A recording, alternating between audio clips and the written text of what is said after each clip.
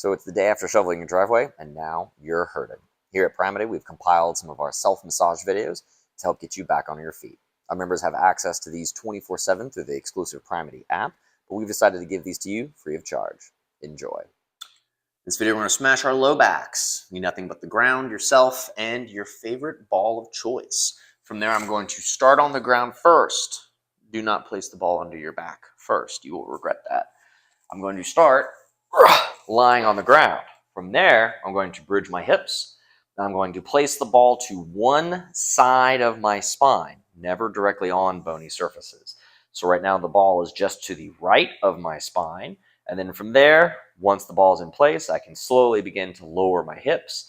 As I do, I'm placing more of my body weight and load onto the ball, so it is slowly digging deeper into my low back musculature, which, definitely needs a rub down. From there, once I find a spot that feels nice and tight, I can just use my breathing to try to relax. I can also, if you are in tune with your body, think about flexing against the ball and then relaxing, letting it go a little bit deeper. You can even just do a little side-to-side sway as if to create your own massage.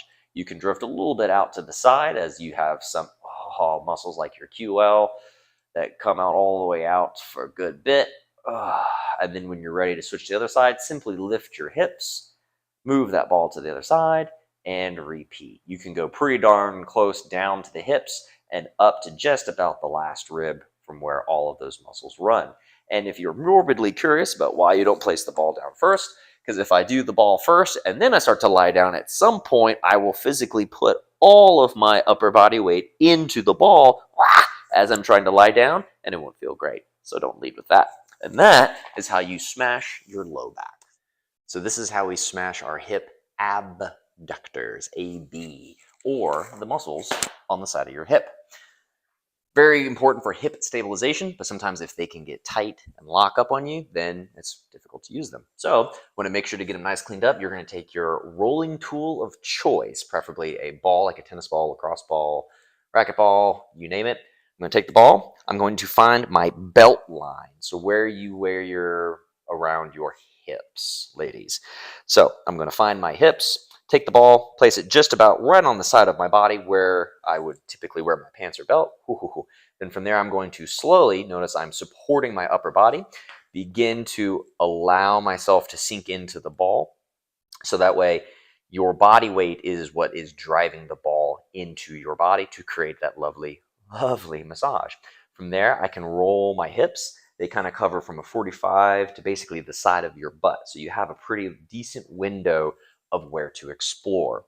As long as you're not rolling on any bony surfaces, so watch out where your hip sticks out. Don't want to roll on that. From there, when I find a spot that really doesn't feel fantastic, I'm going to try to stay on it. Relax, use my breathing.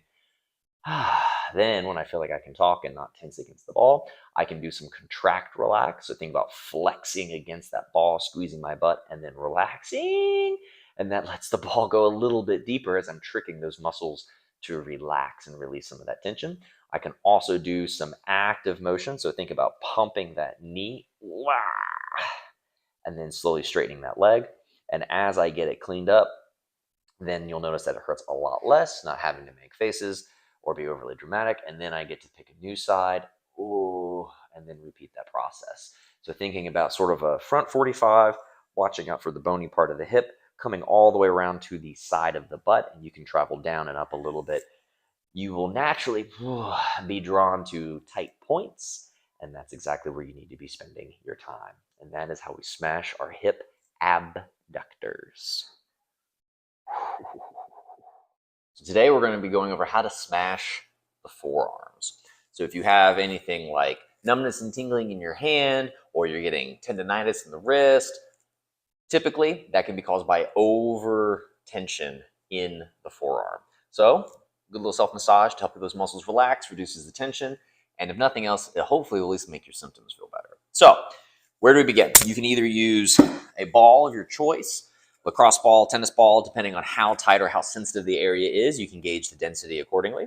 You can use a weight, something that has a handle that's cylindrical, round, smooth, so it's non-abrasive to the skin, yet firm so that we can get some deeper tissues. Or you could even use a barbell. Same concept, nice cylindrical, smooth, firm surface to be able to get deep. So starting with the ball, we're going to place our flexors, so the underside of the forearm, on top. I'm going to use my free hand to add weight as necessary, and from there I can just kind of hang on that arm. Obviously, the more you hang, the deeper the ball is going to drive. So start out low, start out slow, and work your way up till you find something that's effective. From there, I can slowly kind of work around looking for any tight points. If I find a spot that feels like that's where I want to hang out, or maybe not want to hang out, I'm going to stay on it, and then you can either do some contract, relax. So think about flexing against the ball and then relaxing the hand. If you feel like you're anticipating that too much, you can also do a little flossing. Technically some contract, relax, but it's a little trickery by doing some wrist circles. So as I come down, I'm having to flex my flexors against that ball, and then as I come up into extension, they're shutting off and being stretched, so that muscle is actually kind of sliding against the ball on the inside. So I actually call this flossing. I'm going to floss the muscle against the ball, do some contract, relax, and that's basically how you do it. If I want to do extensors, I just do the same thing. I'm going to flip all the way over. So now I'm on the meaty tissue on the back side. Again, hand on top, so I can just lean and use my body weight to apply some pressure. Wowzers. And then from there, contract, relax. Ooh, wrist circles. Yeah, that's it right there. You get the idea. Wow, that spot.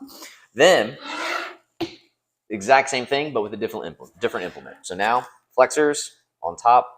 I can go kind of side to side. Notice I'm going along with the play of my skin. I'm not dragging it along my weight. I don't want to abrade the skin.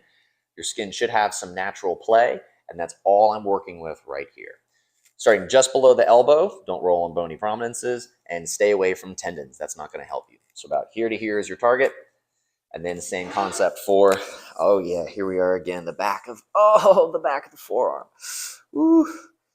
Same ball, dumbbell, doesn't matter. It's just as effective. And finally, barbell. I want to hit my extensors. I just lean into it. If you've got the bar up high, so if you're, say, doing squats, like a front squat, and you notice your wrist is bothering you in the front rack, you can be working out those extensors in between your sets when you need to be resting. So if it's up high, then you can just press in and lean into it. It's still effective. Same goes for the extensors. And that's how you can use just about anything to smash your forearms.